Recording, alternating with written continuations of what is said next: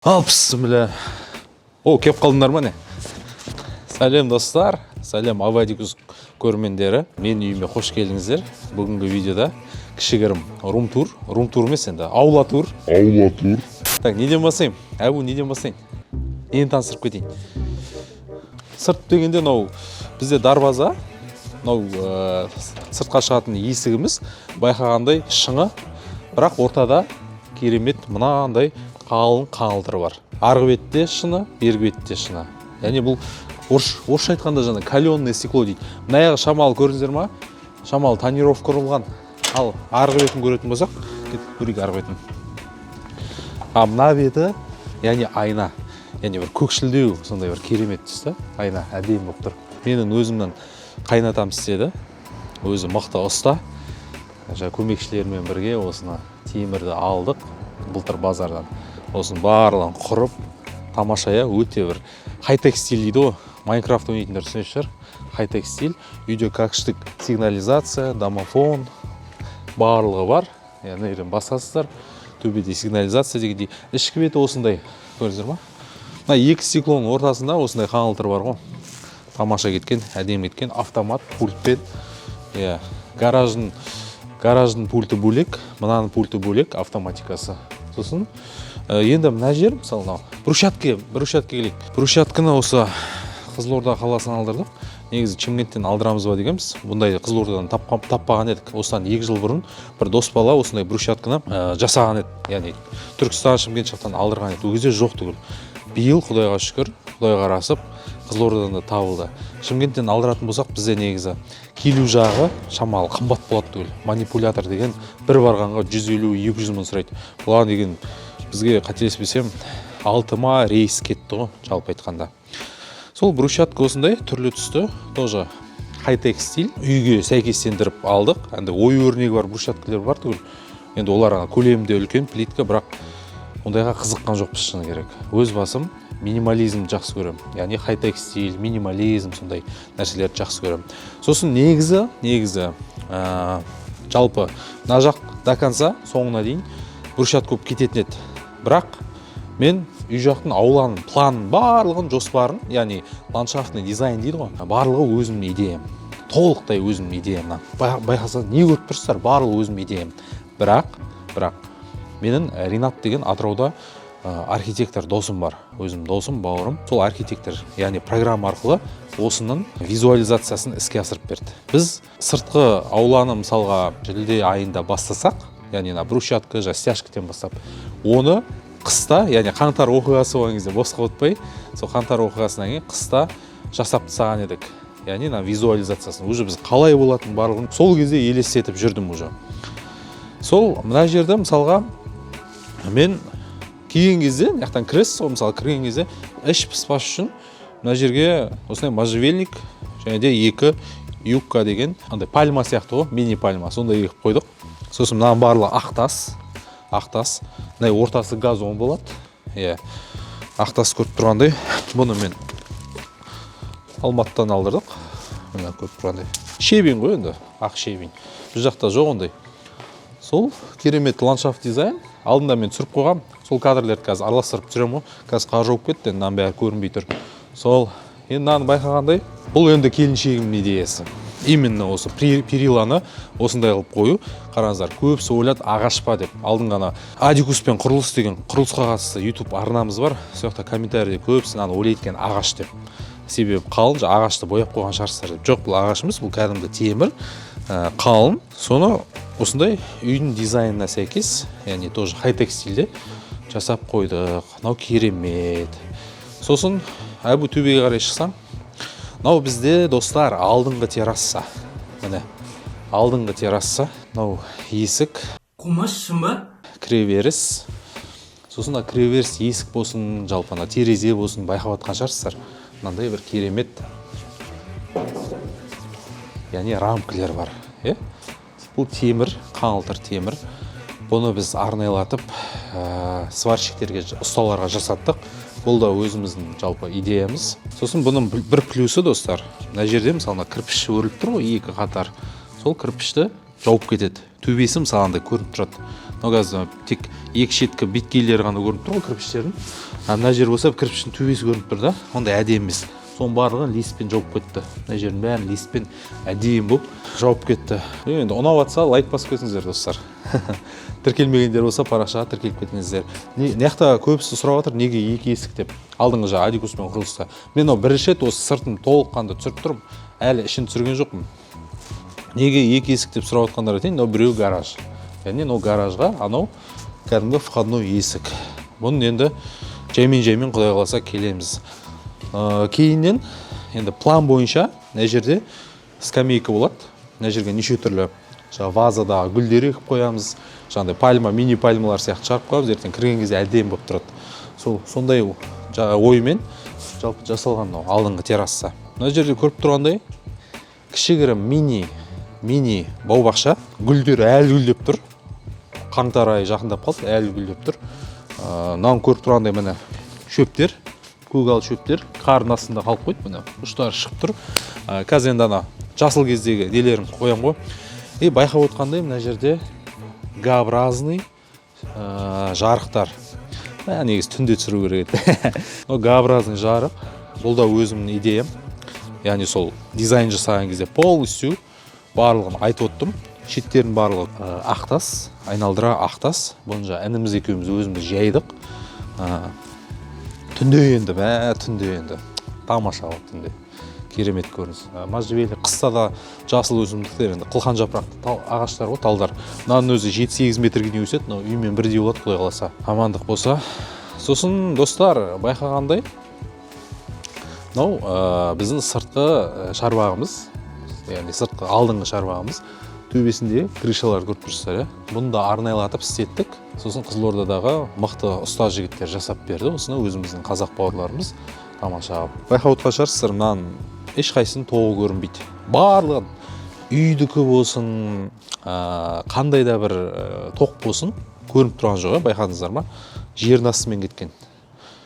Барлығы жердің астымен, мынада кірпіштің арасымен кеткен. Сондай енді. Кішкене ондай нәрселерді минимализм жақсы көргесін, анау-мынау бардактарды ұната бермеймін. Сол себепті барлығын жердің астына тық-тық қой, ештеңе көрінбейді. Даже байқағандай, трубаның өзі бар ғой, су ағардың трубасы, соның өзі көрінбейді. Ол да жердің астымен яқа кетеді. Уклон барлығы бар. Алдында мен жазда Адикуспен құрылыс арнасына алғашқы видео шығарған кезде, ол кезде стяжка уатты, не уатты жазғы. Сол кезде көп адамдар комментарий жазған, ой, ертең қыста трубан қатып қалады, ой, андай-мындай деп. Жоқ, қыс болды, неше рет алдында ноябрьде қанша рет жаңбыр жауды, одан қар жауды, ол қар еріді, гололед болды. Бірде-бір рет қатқан емес. Тамаша, барлығы керемет болды. Сосын достар, тағы да айттым, тоқтың барлығы көрінбейді деп. Ең қиынға соққан бізде достар. Мыналар ғой. Артта әлі талайын көресіздер. Артта әлі бұндайдың 7-8 шуы бар. Алдыңғы көше бетте де осындай тұр, үшеуі. Осының тоқтарын шығару өте қиын болды. Неге себебі? Мынау кірпіш, мына кірпішті бүлдіріп алмау керек. Аккуратно мына шов бар ғой. Сол шовтан тиісу керек қой. Ана электриктерді кәдімгідей төбесінен өйтіп қарадым ғой, деп ше. Төбесінен төніп тұрып, ананы құртып алмас үшін мына шовтан өткізіп, ішкі беттен оның бәрі есеп қой.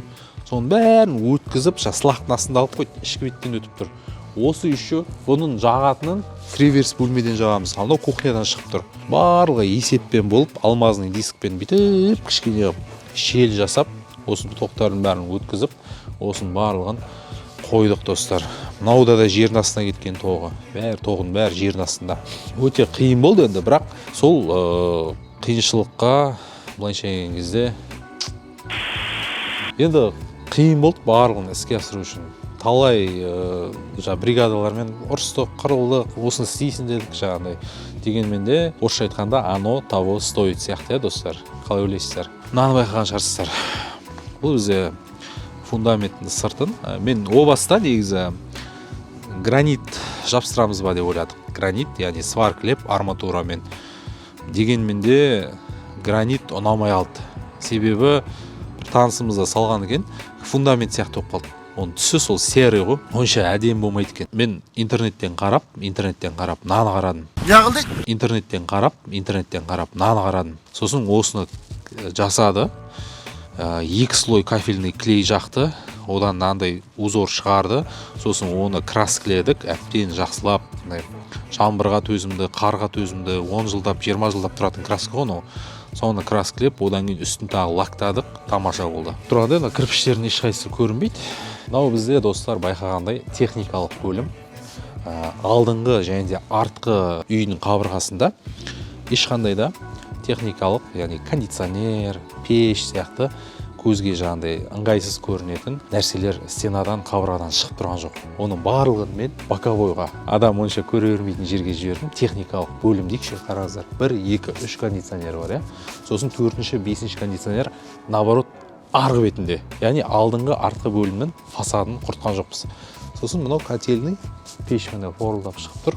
Бұл жерден қатты түсіндірудің қажеті жоқ, онсыз да барлығы түсіндірдім. Мына жерден кіресіздер, отдельный под котельныйға барлығы ойластырылған. Мына жерде міне пеш бар, газ кіріп тұр, су кіріп тұр дегендей ғой енді осы жер.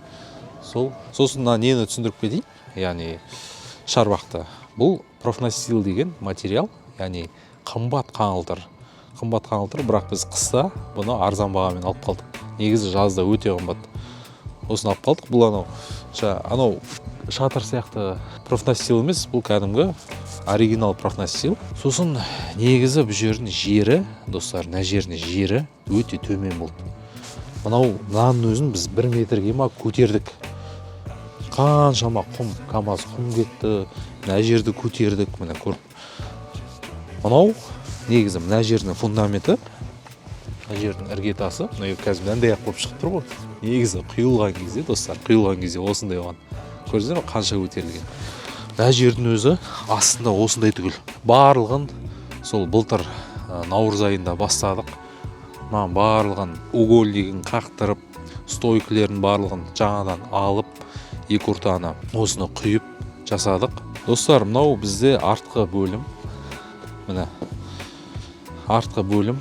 Адикуспен құрылыс YouTube арнасын көріп жүргендер білет. Мен ойқа уже бірнеше видео салып тастадым. Жаттап алған шығар проектті көбісі.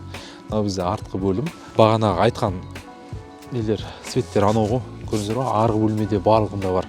Мынау бізде артқы терраса. Мына жерден холлдан шығасыздар. Еденге дейін терезенің барлығы. Мына жерге Құдай қаласа ертең бір столик қойып қоямыз. Стол-стулья қойып, осы жерде шай ішіп отырып, жазда анердің бәрі гүлдейді, газон егеміз, көгалдандырамыз. Кофе ішіп, бүйтіп қарап, өзім негізі мақсатым сондай түгел. Бір жерде кофе ішіп, күнде азанда әдемі көрініске қарап, баяғыдан студент кезден армандайтын. Енді армандар орындалады, шектеу тек медиа ғана деген сөздер айтпай-ақ қояйын, енді ондай банальный жаңағыдай. Дегенмен де негізі адамдар мақсат қойса, соған жетеді екен. Сол айтпақшы, шашылып жатқан тәпшікілерге мән бермей қойыңыздар. Бұл жерге қоя салғанбыз ғой, тоқал үйге барып қайтамыз арасында. Римянка ғой.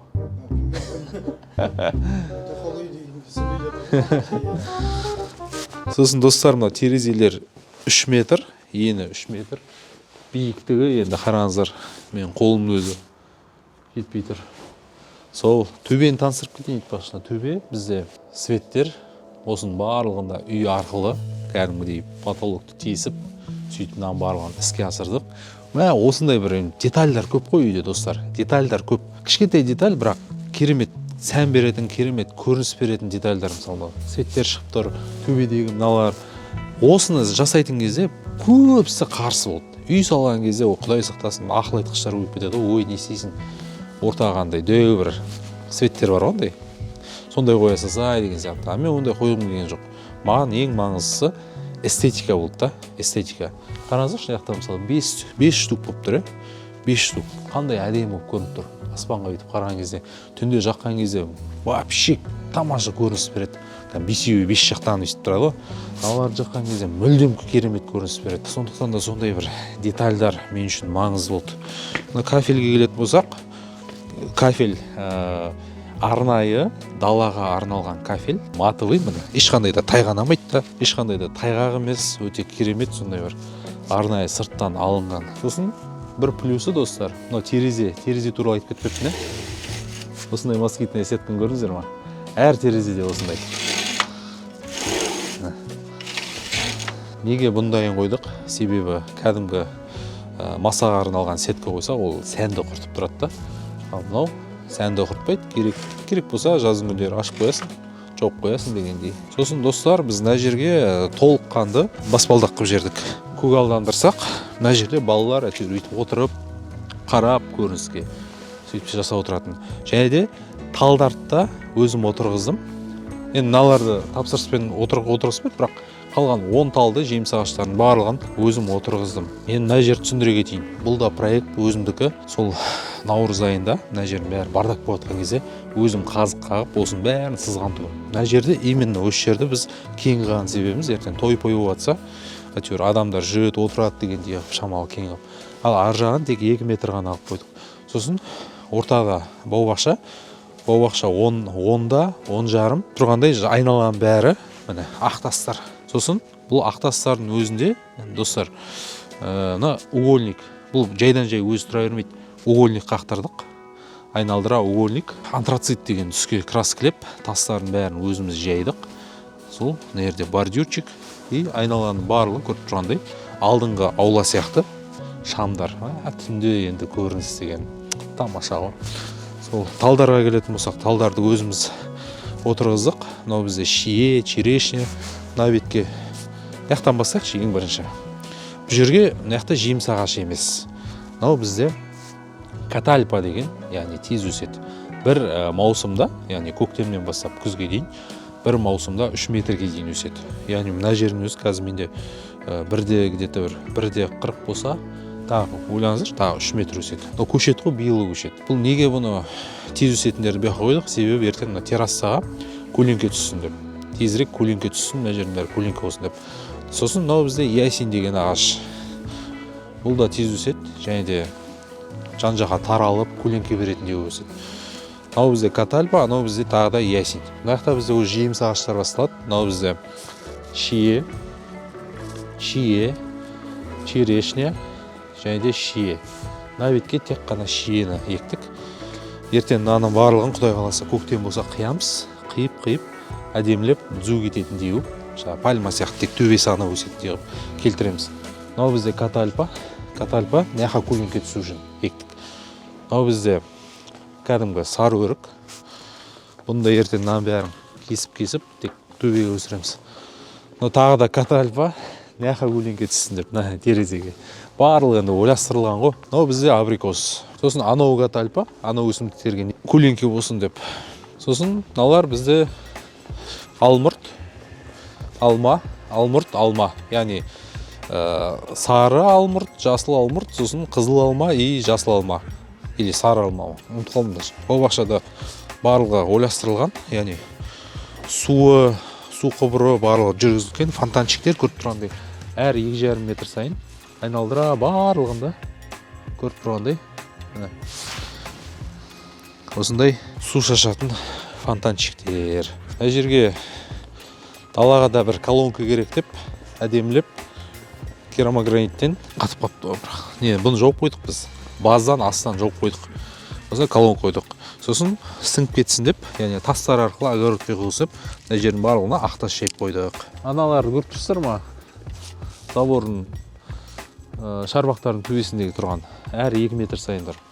Ол бізде өзім Алик сайтынан тапсырыс бергем. Алдында біраз адамдарға Инстаграмнан жауап бергем. Қаяқтан алғанымды бәрін айтқам. Күндіз күн энергиясымен қуатталады да, сосын түнде жанып тұрады. Көрсе, ана бетте де бар, мына бетте де бар. Керемет көрінеді түнде. Ертегі сияқты. Рахат, тоққа ақша құртпайсың, бәрі күн энергиясымен заряд алып. Достар, айтпақшы, Адикус пен құрылыс YouTube арнасы ашылды. Күнде сол жаққа видеолар салынып жатыр. Қалай стяжка қойдық, қалай іргетасты қаладық, қалай өрдік, барлығы этап бойынша кәдімгі түсінікті осы саланы айтып жатырмыз. Сондықтан да Адикус пен құрылыс төменге описаниеда, сипаттамада сілтеме тұрады сол арнаға. Сол жаққа өтіп, тіркеліп и видеоларды көріңіздер. Сол Адикус пен құрылысты аштық. Ең бастысы қазақ тілінде, өзіміздің ана тілімізде, сондықтан да ана тілін қолдап кетіңіздер, тіркеліп кетіңіздер. Достар, айтпақшы, мен сол арнаны ашқан кезде адамдар ағылып келеді деп ойлаған жоқпын шыны керек. 2 видео салдым ғой енді, алғашқы видеосы Адикус пен құрылыс арнасына. 2 видео салған кезде еш жаққа мен жарнама айтқан жоқпын. Қазір мен жарнама жасап жатырмын, себебі ойқа уже салып тастадым мен 4 видео. Ойқа уже жарнаманың да қажеті жоқ шыны керек. Мен просто сіздерге ұсынып жатырмын. Кәдімгі 0 подписчик түгіл. өздігінен адамдар іздеп ең бірінші видеоны салған ғой, ава қойып қазақтың заманауи үйі деп қойған ғой. 0 подписчик, ешқаққа жарнама берген жоқ. Бәрі қарасам, бір 10 күннен кейін ба кіре салсам 50 мың қаралым деп тұр. Ойбай деп тағы бір айналып келсем 100 мың қаралым, қазір 150 мың қаралым жинап тұр. Тиктокта вообще миллиондап жинап жатыр. Сөйтсем неше түрлі тілектерін жаудырып тастаған адамдар, ризамын, мотивация беріп жатыр. Андай шыны керек халыққа сондай контент ұнайды екен. Жалпы құрылысқа қатысты әдемі нәрселер түсірсең, сол халыққа ұнайды екен. Мотивация береді ең бастысы.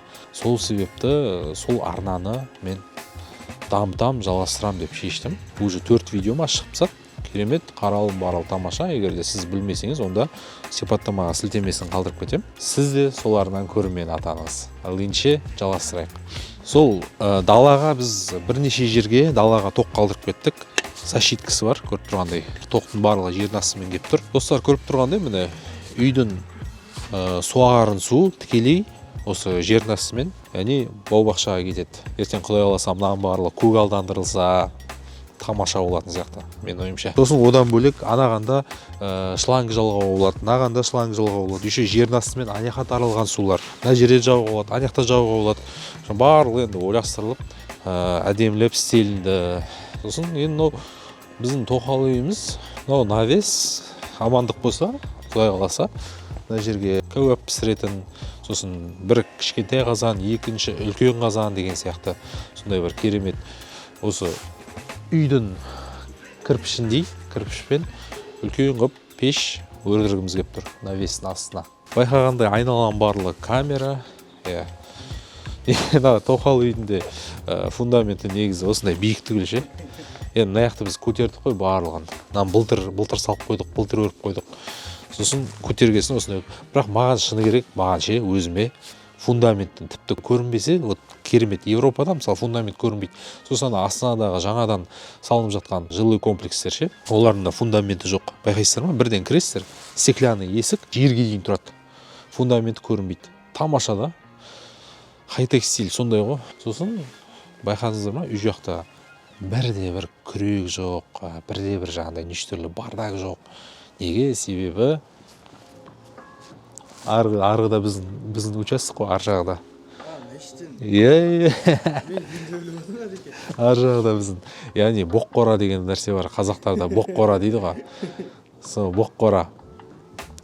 Соны арнайы сояққа қойып қойдық. Барлық бытығы-сытығы, неше түрлі қалған ағаштар ба керек болып қалады ғой енді алдағы уақытта. Мысалы бірден ертең дайыр пеш жүріп жатсаң да керек болады дегендей ғой. Сондайлардың бәрін пиғат еттік, тықтық.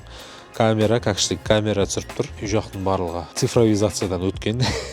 Байқағандай, мына жерде де жарық шамдары түнде тамаша көрінеді. Мына жерде достар бізде негізінен былтыр периланы 1 жыл бұрын салдық қой. Сол кезде бізде перила өйстіп екі жағында ғана түгіл. Яғни осылай ғана құйылған түгі фундамент. Анау да сондай. Биыл сонда стяжка барлығын бастаған кезде екі жерді қос жерді қой. Газ құбыры, тоқ барлығын көрінбейтіндей қылып, жердің астымен өткізіп, алдын ала барлығын реттеп, келтіріп, әбден дайындықпен сөйтіп салынған үй. Сондықтан да егер де сіздер де үй салатын болсаңыздар, асықпаңыздар. Ақшаңыз болса да асықпаңыздар. Барлығын ойластырыңыздар. Қалай болады, елестетіңіздер, визуализациядан өткізіңіздер. Мен сияқты, мен мысалы қыста реттеп қойдым ғой барлығын. Осы отбасыма рахмет айтам. Өзімнің анама, маған сенім артқан. 2 адам маған сенді. Біреу анам, екіншісі келіншегім. Болды. Ешкім сенген жоқ. Үй салатын кезде. Үйдің жоспарын отбасымызбен сыздық. Яғни анаммен, көбінесе енді келіншегіммен анам сызды. Мен үлесім жоқ планда. Мен тек арасында бір келемді. Біздің бөлме қайсысы? Неқпа деп қоя салам. Мен кішкене о жағына мен творческий адаммын ғой өзім негізі. Мен келіншегім математик, мама да сондай. Олардың барлығына расчетпен да.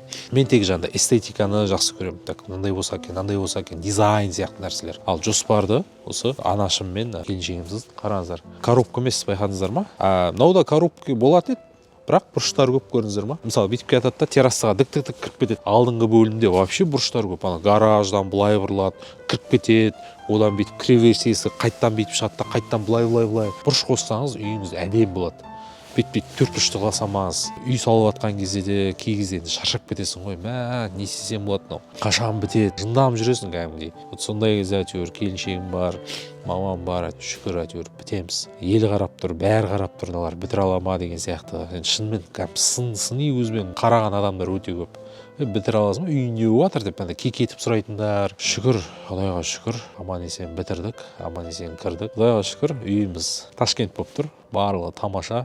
Шүкір деймін. Не айтамын басқа? Тек қана шүкір деймін. Және де Инстаграмда, енді мен ютубқа осы алғашқы рет қой салып жатқанмын. Мен сіздердің пікірлеріңізді әлі білмеймін. Дегенмен де мен Инстаграмға жаз бойы, яғни бір Қызылордада құрылыс дүкенінің амбассадоры болғанмын. Сол кезде үйді барлығын сторисқа салып жүрдім. Міне мына жер істеп жатыр, мынандай молдинг салдық, дизайн осындай болады деген кезде біраз адамдар маған кәдімгідей жігерлендіріп неше түрлі жазбалар жазатын түгел. Кәдімгідей Адикус, рахмет, мотивация беріп жүрсін. Керемет жазбалар жазып жүрген, керемет тілектер жазып жүрген адамдар болды. Сол кісілердің барлығына рахмет айтамын. Тамсалу оңай емес, оны істеймін мына заманда. Сіздердің вкустарыңызды білмеймін, бірақ мен өзімнің вкусым бойынша толыққанды 100% салынды. Өзім қалай елестеттім, проектке қалай шығардым, қалай жаздым, барлығы кәдімгідей 100%, тфай 100% шықты. Достар, мынау біздің гараж, ені 4,5, ұзындығы 6,5, Камри спокойно сыйып тұр, және де шыққан кезде де есік тірелмейді, екі жағда да кәдімгі кең болып, әдемі болып. Американ семейный кинолар бар ғой, сода гараждан бүйтіп кіреді, через гараж ауласына үй жағына кіріп кетеді ғой. Сондай бір менде бір балалық арман бар түгел. Ертең мен де үйім сондай болса екен деп қиялдай беру керек екен негізі. Студент болған кезде де класста да бәрі мен негізі шамалы қияли деп айтатын. Қиялдай беру керек екен. Қиялдайтын адам бірте жаймен мақсатына жетеді. Ал андай реалист адамдар бар ғой, бірдеңе болса, болмайды ол, или там мынандай дейтін болса, өміріңде сондай бола береді екен. Қаншама реалист адамдар көріп жатырмық қой. Сол себептен қиялдаңыздар, қиялдай беріңіздер. Әйтеуір үйді бастаған кезде кішкене қорқыныш болды басында. Қалай болады екен деп. Кез келген адамда қорқыныш болады ғой. Бірақ апыр-топыр әйтеуір келіншегім бар, мама бар, бастаймыз ба? Давай бастаймыз. Мына жерді алдық. Времян квартира мына жерде. Ені 33 метр ма, 30 метрлік па времян квартира. Соның барлығын бұзып, тазартып, үйді бастап кеттік. Бірден фундамент құйып. Қорқыныш бірден кетіп қалды. Қайда кетіп қалғанын білмеймін. Басында қорқып жүрдік та, қалай болады екен деп. Кейіннен кетіп қалды. Кәдімгі күнделікті процесс сияқты, наоборот, қызық болып, қайта келе беріп ше. Сосын бір жағынан жұмысымда жүріп кетті, әйтеуір былай. Бір ойлайтынымда енді қазір үйді біткеннен кейін ойлайсың, қалай бітірдік па не деп ше. Оказывается, үй бастаған кезде өзі Құдай қарасады екен. Қорқынышты жеңдім. Одан жұмысым жүрді. Жұмысым алға басты. Кәсіптерім көп қой, ютубтан басқа. Жұмысым бәрі алға басып, әйтеуір. Қалай түсінбей қаласың кәдімгідей ше. Құдай өзі қарасады екен. Ақша жағынан болсын, басқа жағынан болсын, жақсы адамдар келді, жақсы бригадалар кезікті, фундамент құйғандар да керемет, кәдімгі жақсы сондай бір совестьпен істейтін адамдар да.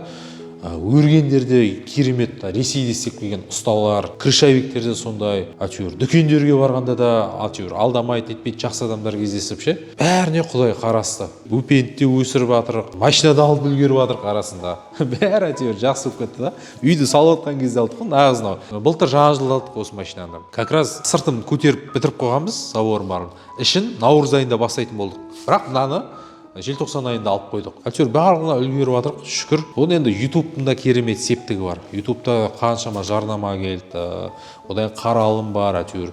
Сол себепті мен сіздерге айтарым, достар, ютубты бастаңыздар. Ләж болса. Неге? Себебі ютубта қазір нишалар босты.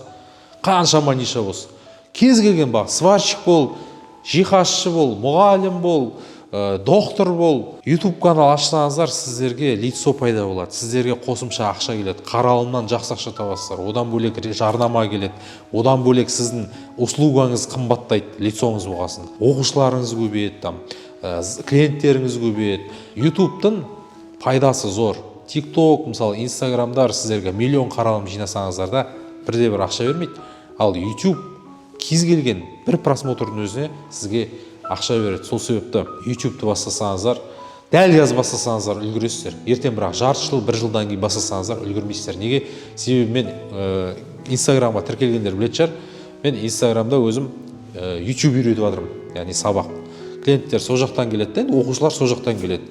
Қазіргі таңда мен өзім 2000-ға жуық оқушыға, яғни ютубты үйретіп жатырмын. нишаларды алып жатыр да, бәрі жан жақта нишалар бас. Сіздер де үлгересіздер.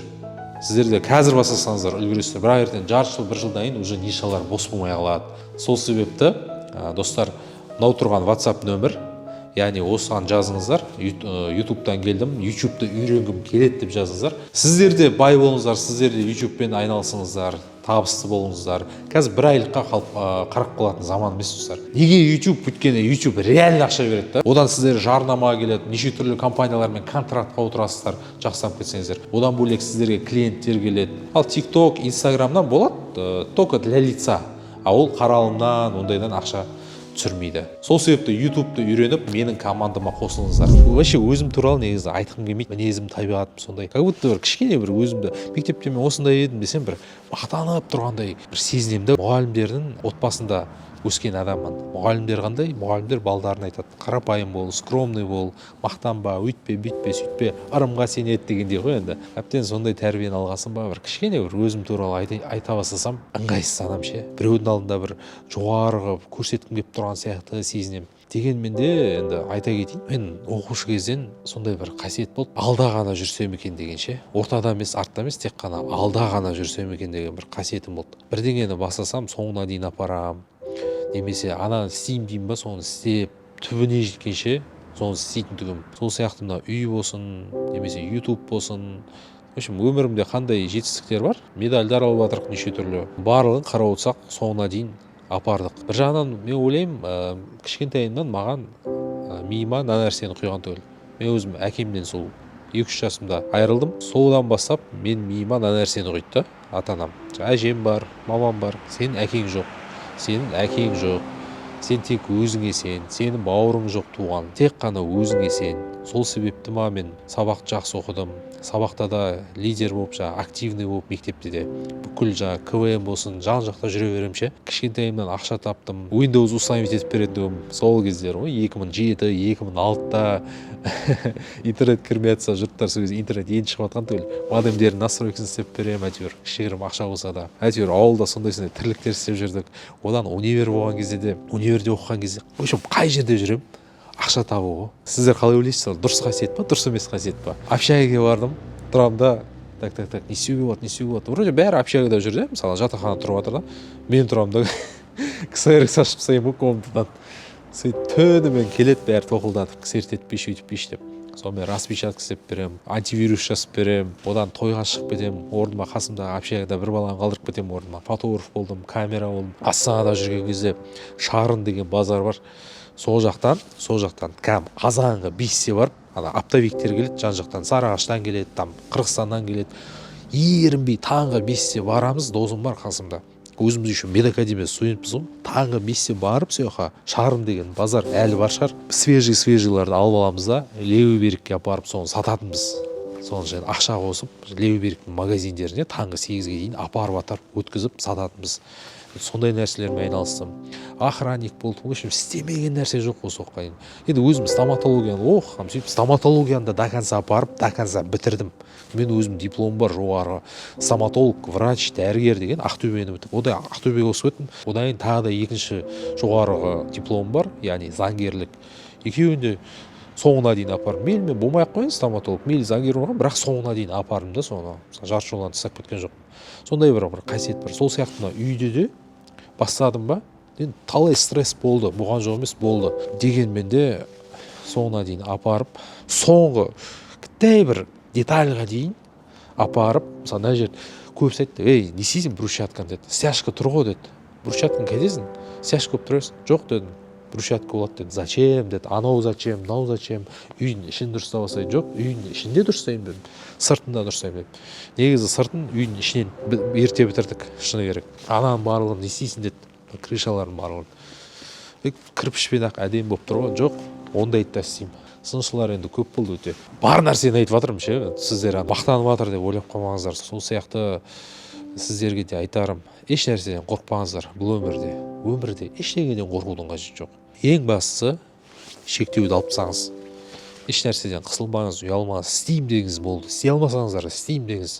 YouTube'ты бастай алмаймын дейсіз, бастаңыз. Бастай аласыз. Мен мысалы бәрін оңай қылып үйреткенмін, оңай қылып түсіргенмін дегенде ғой. Әбу тауып қалдым ба? Құдай қаласа үйдің ішін көрген жоқсыздар ғой. Даже мен инстаграмға да салмаймын. Әшейін бұрыштарды ғана салам, бірақ толыққанды әлі салған жоқпын, рум-тур жүрген жоқпын. Бірінші мен ютубқа салам, уәде берем. Бірақ сіздерден де маған бір көмек болсын. Яғни осы видео кем дегенде 50 мың лайк жинаса, 50 мың спокойно ғой, басқа видеолар спокойно жинап отыр ғой. 50 мың қиындатпай ақ қояйын, бір 200 мың деп. 50 мың жетеді. 50 мың лайк жиналса, ішін түсіремін достар. Іші вообще шикарно. Сыртын мен қандай қойдым, ішіндегі детальдарды көрсеңіздер. Америка ғой, Америка. Сол себепті достар, кәнекей аямай лайк басайық, арнаға тіркелейік, подписацияны басып, қоңырау шантты басып қойыңыздар. Құдай қаласа, ішінде салатын боламыз. Сол, ехала, кеттік. Сіздермен бірге болған мен, Авы Адикус, келесі кездескенше.